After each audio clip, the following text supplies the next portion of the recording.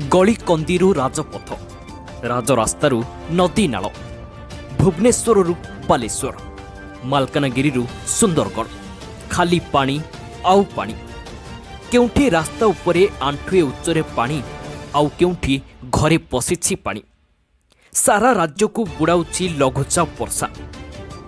उत्तर पश्चिम बंगोपसागर में लघुचाप क्षेत्र सृष्टि हेबा परे स्थिति अधिक संगीन होइछि।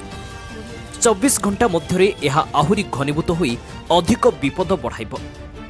परवर्ती 24 घंटे पश्चिम उत्तर पश्चिम दिगरे ओडिशा मध्य दे गति करिवार संभावना रहिछि। ताहा प्रभाव रे सारा राज्य रे तुहाको तुहा वर्षा लागि रहिछि।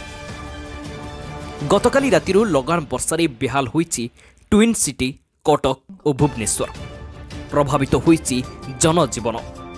विभिन्न तलिया अंचल रे पानी जमी रहिछि। उत्तर ओडिशा रे मध्य प्रबल वर्षा।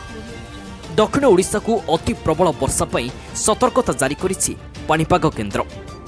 उपकूल और पश्चिम ओडिशा रे बिजुली घड़घड़ी सह वर्षा हेबार संभावना रहिछि।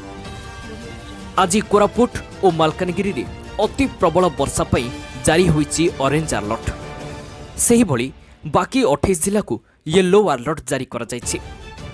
5 दिन पर्यंत मत्स्यजीवी मानकु समुद्र भितर को जीवा पई बारण करा जाइछि। Bureau report Odisha news now.